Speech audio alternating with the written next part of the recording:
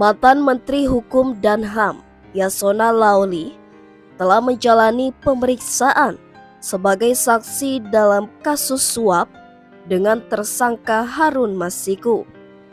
Yasona mengaku dicecar penyidik terkait permintaan fatwa yang diajukannya kepada Mahkamah Agung atau MA.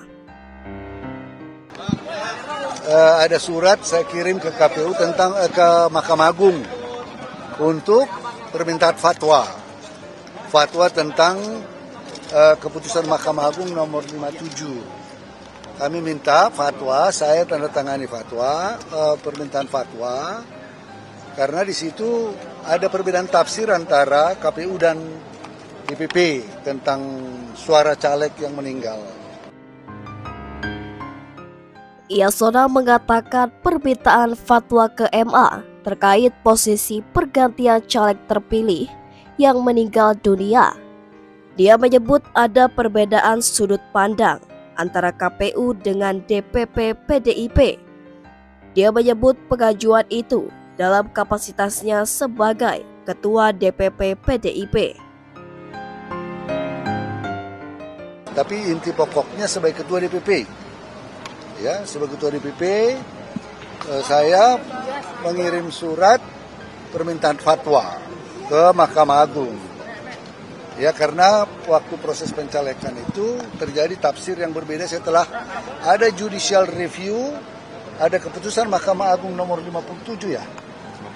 57, kemudian DPP mengirim surat tentang penetapan caleg, ya.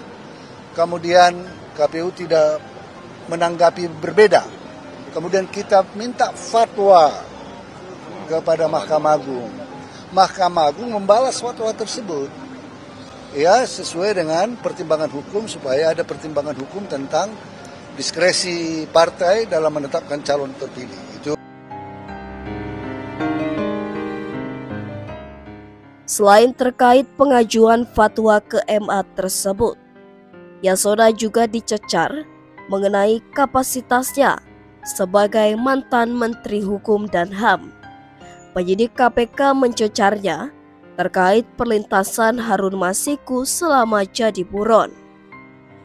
Yasona mengatakan dua hal itu ditanyakan KPK sesuai dengan kapasitasnya sebagai Ketua DPP PDIP bidang hukum dan perundangan terkait pengajuan fatwa ke MA, serta posisinya sebagai Menteri Hukum dan HAM terkait riwayat perlintasan Harun Masiku. Yang kedua adalah kapasitas saya sebagai menteri. Saya menyerahkan tentang perlintasan Harun Masiku. Itu saja. Paling kan itu nggak ada yang profesional, penyidik sangat profesional, ya, menanyakan sesuai dengan posisi saya sebagai Ketua DPP, ya. Kemudian posisi saya sebagai Menteri Hukum dan HAM mengenai perlintasan Harun Masiku. Itu saja.